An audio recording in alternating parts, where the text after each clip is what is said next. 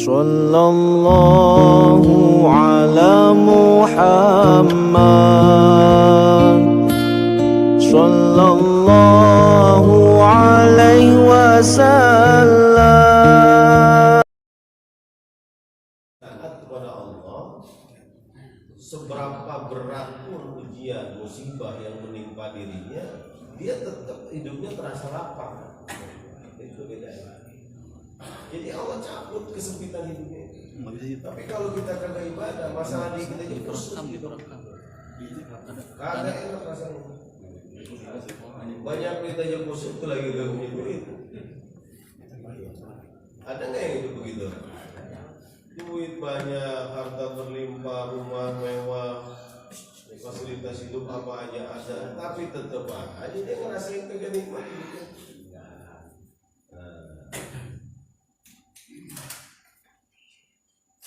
Jadi itu obatnya cuma sholat.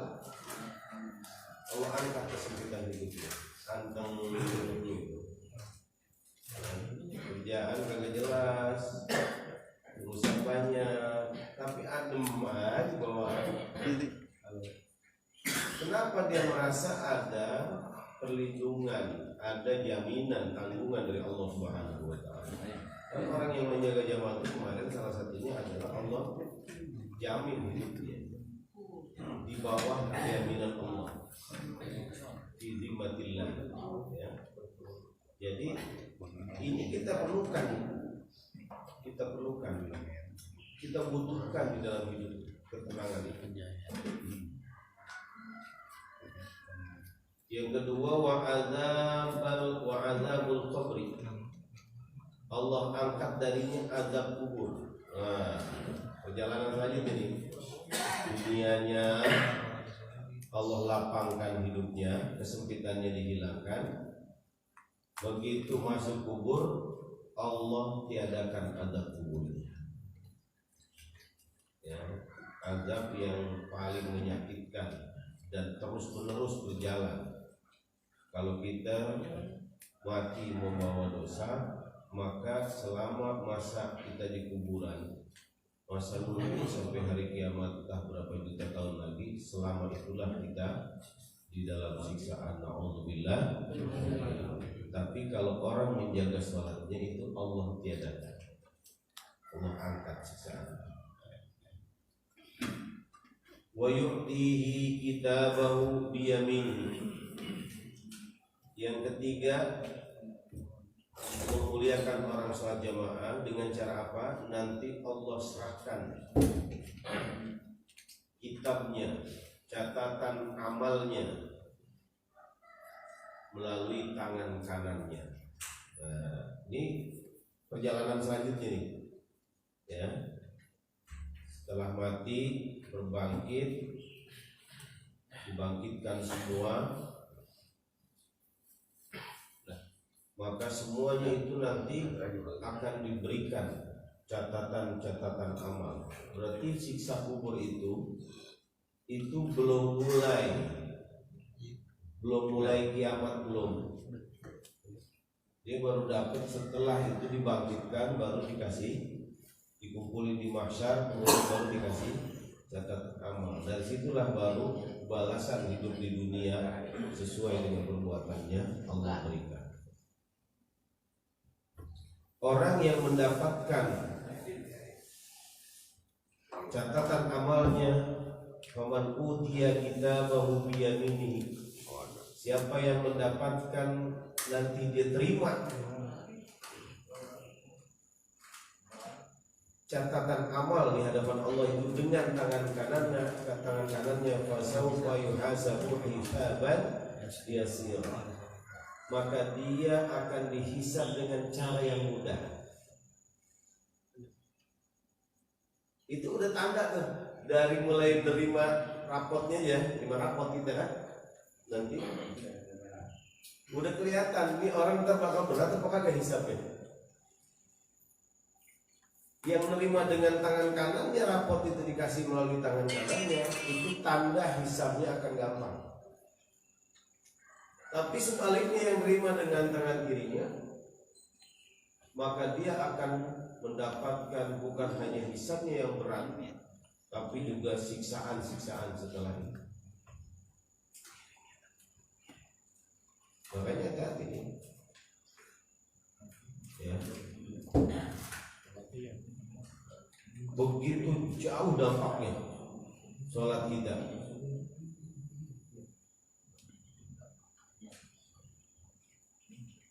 Yang keempat, wa yamurru 'ala sirat kal barqil khair. Wah, dimulai ke arah surga. Nanti dia berjalan di sirat itu seperti kilat yang menyambar, cepet jauh itu, langsung nyampe.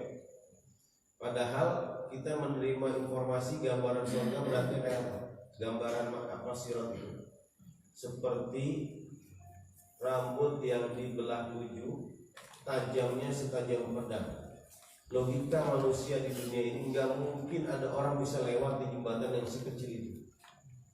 Jangan rambut sebelah 7, bambu aja 2 lembar kita suruh berjembat di atas sungai, nggak berani kita. Agak pegangannya, coba berani nggak? Bambu 2 lembar nggak pakai pegangan, udah sungai bisa nggak? Agak bisa. Di atas 2 batang bambu. Lah ini rambutnya di sebelah 7 nggak mungkin. Tapi orang yang menjaga sholatnya itu Allah berikan keistimewaan pada saat dia nyebrang di siratal mustaqim itu seperti kilat yang menyambar. Betapa cepatnya jalan, langsung sampai. Ya. Jadi ke perjalanan itu dari hidupnya di dunia, terus kehidupannya di dalam kubur, terus menerima kitabnya, catatan amalnya sampai sirat, dan yang terakhir wa yadkhulul jannata bighairi hisab. Dan dia akan masuk surga tanpa dihisab. Tuh. Dari dunia sampai akhirat untungnya itu orang-orang menjaga sholatnya ini. Ini baru menjaga sholatnya, belum hitungan jamaah ini. Menjaga sholatnya, dunia akhirat sudah Allah jamin. Jadi maka ini menjadi bahan introspeksi bagi kita. Kalau ada kehidupan kita yang rasanya selama ini berat, sempit rasanya hidup kita itu, maka obatnya itu berarti sholat. Yang pertama harus kita periksa sholat kita benar-benar.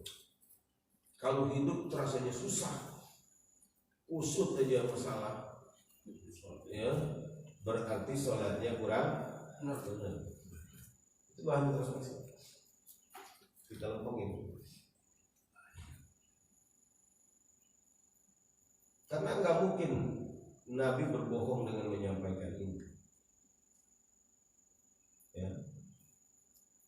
Semua yang menimpa kita itu akibat kesalahan kita sendiri. Laha ma kasabat wa 'alaiha baginya pahala apa yang dia kerjakan, baginya juga hukuman sisaan apa yang akibat apa yang dia kerjakan.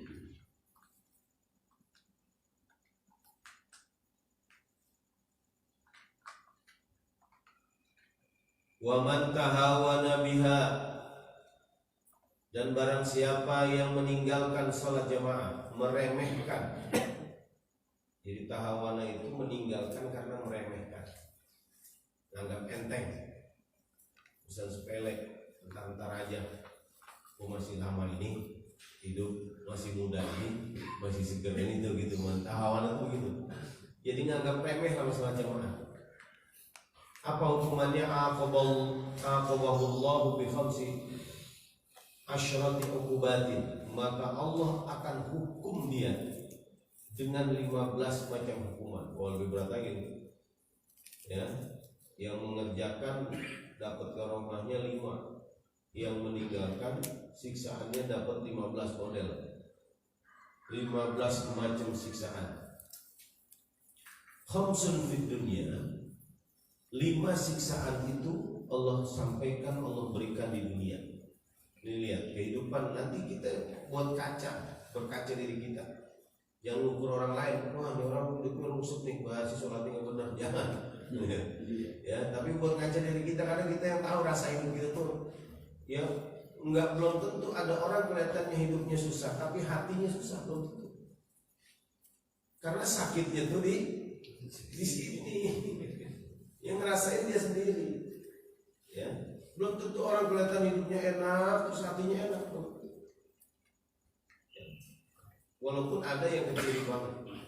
Nah, tapi buat introspeksi diri kita, mengukur kira-kira ini benar apa enggak saya mendapatkan siksa. Lihat di dunianya kayak apa nih? Di dunia itu ada 5 hukuman. Wasalasun dan maut, 3 hukuman menjelang kematian. Pada saat dia menghadapi kematian, berarti sakaratul mautnya juga kena. Wasalasun fil qabri, 3 siksaan itu nanti dikubur. Wasalasun inda khurujihi minal qabri, 3 siksaan itu setelah dia keluar dari kubur, bangkit, maksudnya sudah masuk kiamat. Ya. Fa ammal lati fi dunya, hukuman yang di dunia. Falula yang pertama, yunzaul barakatu min umrihi, Allah cabut keberkahan umurnya, keberkahan hidupnya dicabut. Ya, umur tua kebaikan gak ada, itu tanda orang tidak ada keberkahan hidup. Berkah itu ziyadatun fil khair, bertambahnya kebaikan-kebaikan seseorang dalam hidup, itu berkah namanya. Salah satu kebaikan mungkin berkahnya di hartanya bertambah, itu berkah salah satunya, tapi bukan itu doang. Tandanya lagi ketika bertambah harta, bertambah kebaikannya. Makin banyak sedekahnya, makin taat ibadahnya. Kalau ada orang yang bertambah keberkahan itu, tambah dia kekayaan, tambah dia suksesnya, tambah taat dia kepada Allah, ini tanda berkah. Tapi kalau ada sebaliknya, makin Allah tambah dunianya, Allah berikan dia harta, terus dia makin jauh dari Allah, itu bukan berkahnya, itu siksaan. Seorang makin populer, terkenal di mana-mana, dai, makin dikenal dia dakwahnya di mana-mana, makin dihormati orang, makin tunduk dia, makin tawaduk dia, makin takut dia kepada Allah, itu berkah. Tapi kalau ada yang sebaliknya, makin terkenal dia makin sombong, nah itu artinya dia jauh dicabut tuh keberkahannya. Itu tandanya. Ya. Jadi bertambahnya kebaikan, tertuntun dia, semakin banyak yang dia terima dari Allah, makin dia takut dan taat kepada Allah. Kebaikannya makin bertambah. Itu namanya berkah. Nah, kalau orang yang tidak sholat jamaah, yang tidak melakukan sholat 5 waktu, itu Allah cabut. Jadi akan kelihatan dalam hidupnya. Mungkin keberkahan hidupnya itu membuat hidupnya jadi sempit. Mungkin juga dia diberikan bergelimang kesuksesan, harta, kekayaan, tapi kemudian Allah jerumuskan dia dengan hartanya itu. Ya, makin jauh dari Allah. Itu rasa. Jadi makanya salah satu ciri tanda berkah itu bukan hanya bertambah kenikmatan hidup kita, tapi juga bertambah dekatnya kita kepada Allah Subhanahu wa Ta'ala.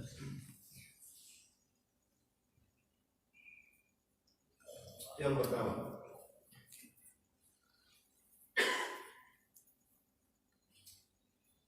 wasaniyatu, yang kedua, yumha sima'us shalihin, akan dihapus tanda orang soleh min wajihi, dari wajahnya. Ada tandanya orang soleh, kelihatannya adem gitu. Nanti di hari kiamat orang-orang yang selalu tersiram air wudhu di wajahnya itu, artinya dia menjaga sholatnya, itu akan ada tandanya. Simahum fi wujuhihim min atharis sujud, nanti di wajah-wajah mereka orang-orang ahli ibadah itu akan Allah kasih tanda asar sujud, bekas sujudnya.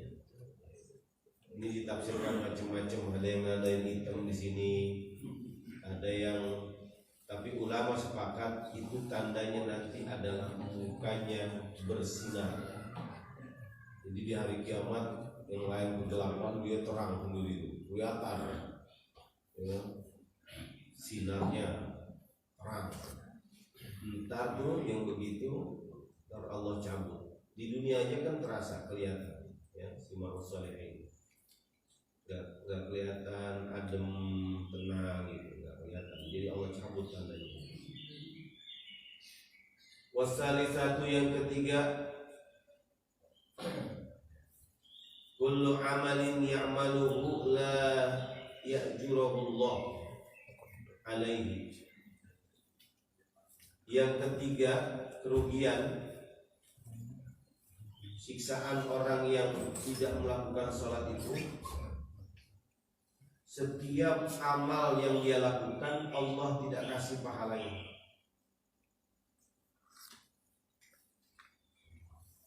Percuma. Kebaikan yang dilakukan, wah bagi-bagi sembako, Allah nggak kasih pahalanya. Padahal dia beramal. Orang bagi sembakonya bukan karena Allah. Akhirnya begitu kan.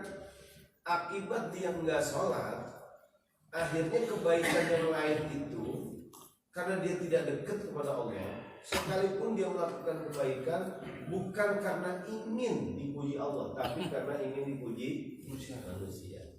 Li ajlin nas, pencitraan timbulnya. Makanya baiknya waktu ada maunya doang. Biasanya musim kampanye, ya kan? Waduh, bapak di mana aja sebar.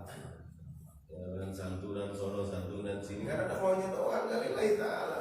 Dan di saat dia melaksanakan kebaikan-kebaikan itu, dia meninggalkan kebaikan inti. Sholat dia nggak selesai. Banyak orang begitu. Wah, itu ada acara, kampanye di mana? Di sana isinya santunan, bagi ribuan sembako dibawa, nggak ada yang sholat di sana. Alhamdulillah, itu kan orang berjam-jam di lapangan, ada yang sholat. Itu kelihatan cirinya begitu. Ya. Apakah semua kebaikan yang dilakukan di situ ada pahala? Nggak ada. Ya. Harta miliaran, ratusan juta sekalipun yang dituangkan diberikan kepada orang lain, ada nilainya. Saat itu dia melanggar aturan Allah. Karena yang dia kejar adalah pujian manusia, simpatik dari keluarga. Jadi percuma amal kebaikannya itu tidak ada pahalanya. Ini nih orang-orang nanti yang disebut di dalam Al-Quran itu amalun kasaroni. Amal mereka seperti fata morgana, bohongan. Kelihatannya banyak, gitu pahalanya nggak ada. Dia merasa, ya Allah dulu saya berbuat ini, ya Allah dulu saya bersedekah, ya Allah dulu saya menyantuni ini, menyantuni itu. Itu diperiksa kagak ada orang aku amal. Fata morgana, kelihatannya banyak. Ya, kalau kita di siang bolong, matahari lagi terik-teriknya itu di jalan raya jarak jauh, kita lihat kayaknya ada air di atasnya, ya kan? Ada genangan air bening gitu di atas jalan raya. Di paranin kosong, itu namanya fata morgana.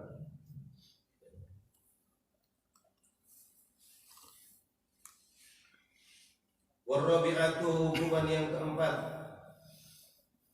la yarfa'u lahu du'aan ila sama.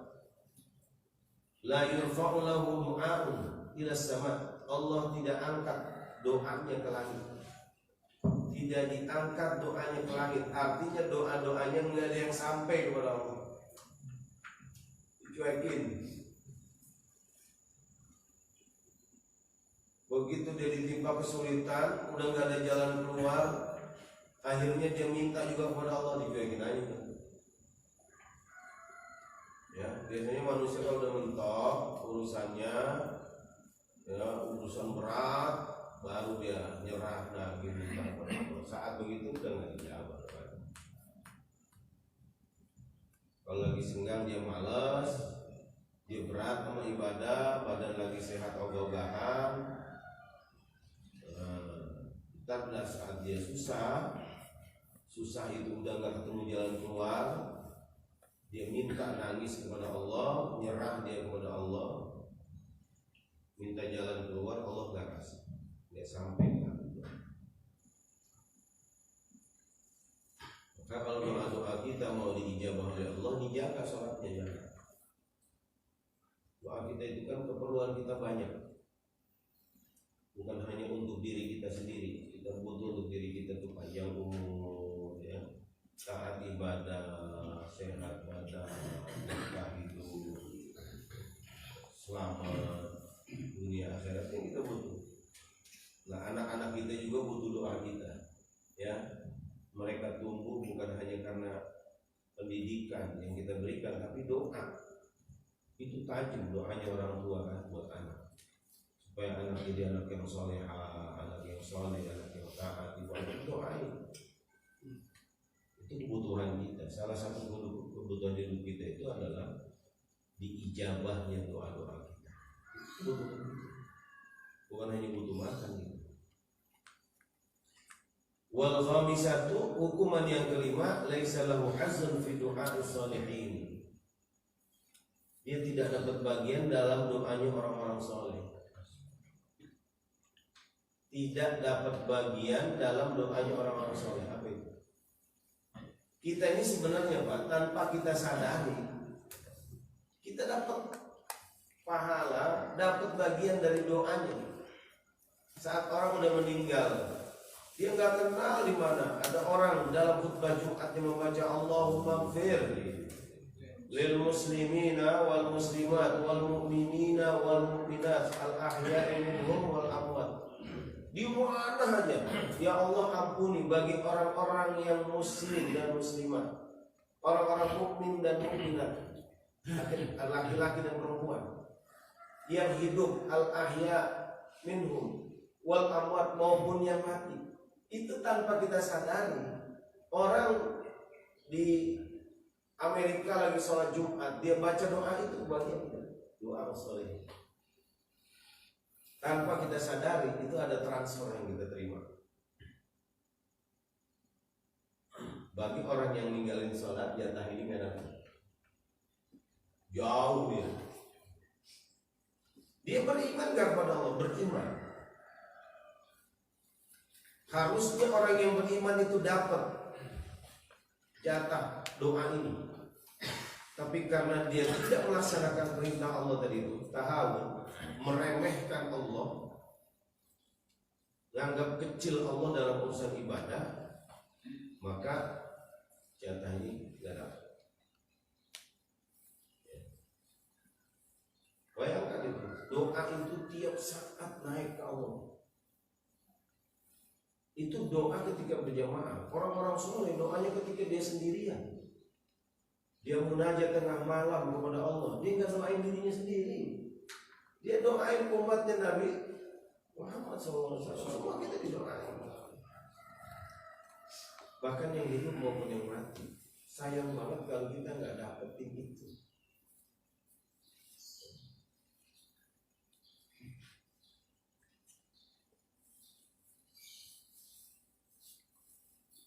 Itu di dunianya ada 5 hukuman, ya. Seperti tadi, Allah cabut keberkahan hidupnya, Allah hapus tanda orang soleh dari wajahnya, kemudian setiap amalnya tidak diberikan pahala oleh Allah. Keempat, Allah tidak angkat doa-doanya ke langit. Kelima, tidak ada bagiannya dari doa-doa orang soleh. Wa amal ladzi tusibuhu 'indal maut.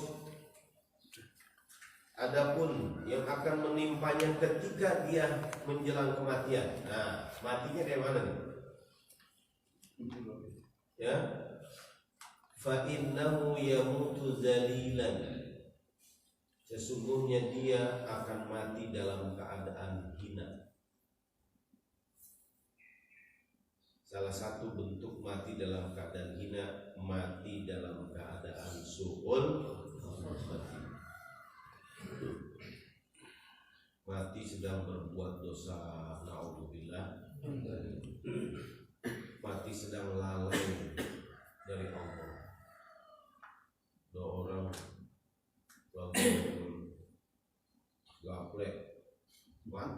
Waduh, berat bener. Gape bukan gape bohong kan, gape judi beneran gitu.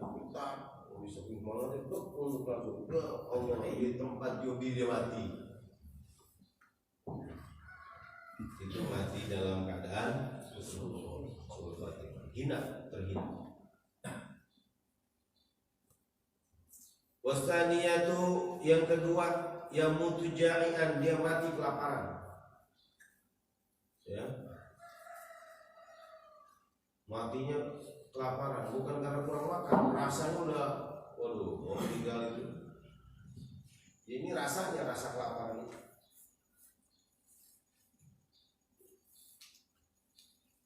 Cekek, bukan lehernya, perutnya kecekek.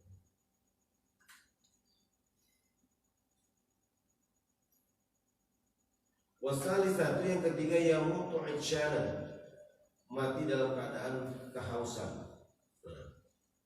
Jadi kelaparan kehausan bukan kurang makan kurang minum nih, tapi rasanya. Walau sukia bihar dunia maruya min atsyi, seandainya dikasih minum sebanyak lautan di dunia tidak akan mengurangi rasa hausnya.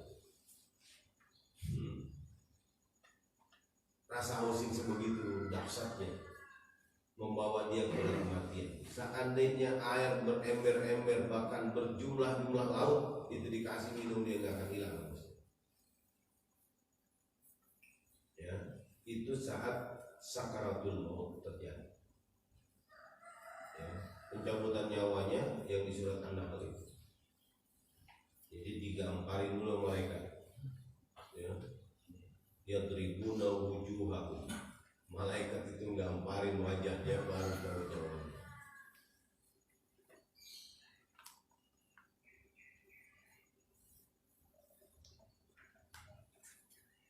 Wa amal lati tusibuhu fi qabrihi, adapun siksaan yang akan menimpanya di kubur. Nah, apa nih yang di kubur ini? Falula yudiku alaihi qabruhu, yadiku alaihi qabruhu hatta takhtalifa fi adla'i, akan menyempit kuburnya sehingga remuk tulang-tulangnya, dikincat dia. Begitu masuk kubur, walaupun tadi udah digali sama tukang kubur 1 kali 2 meter, begitu dia masuk itu rapat, digencet dia dalam kubur sehingga remuk tulang-tulang. Itu belum didatengin malaikat udah begini dia. Ya.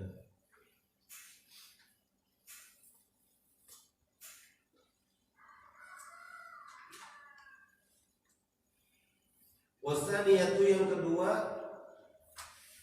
yuqadu alaihi narun fi qabri yataqallabu 'alal jamri lailan wa nahar, akan dinyalakan di dalam kuburnya itu api sepanjang siang dan malam, di mana dia dibolak-balik di dalamnya. Jadi langsung di dalam kuburnya itu, begitu dia masuk ke kubur itu langsung ada apinya, langsung terbakar dia. Nanti buktiin aja. Tapi nanti ada hikayat, ada cerita yang seperti itu ternyata benar. Ya. Nanti ada riwayat orang yang bercerita ternyata luar biasa. Itu api menyembur dari dalam kuburnya, tulangnya hancur remuk, dibakar di dalam kubur. Dia masih di kuburnya. Wasalisatu yang ketiga, yusallitu alaihi fi qabrihi Tu'banun ismuhu Syuja'ul Aqra. Yang ketiga siksaannya di kubur, dia akan dikuasai. Didatangkan kepadanya di punggungnya itu seekor ular besar, namanya Syuja'ul Afra, ainahu min nari, yang matanya itu terbuat dari api, matanya marong. Wa azfuruhu wa azfaruhu min hadidin, yang kukunya itu dari besi, kukunya besi. Tulu kulli zufrin masirata yaumin, panjang kukunya itu sejauh kita berjalan selama sehari. Panjang kukunya doang. Dan kita jalan kaki sehari sampai mana kira-kira? Ya Allah, segitu panjangnya. Sampai ke Bogor kalau jalan seharian kita jalan. Segitulah panjang kukunya.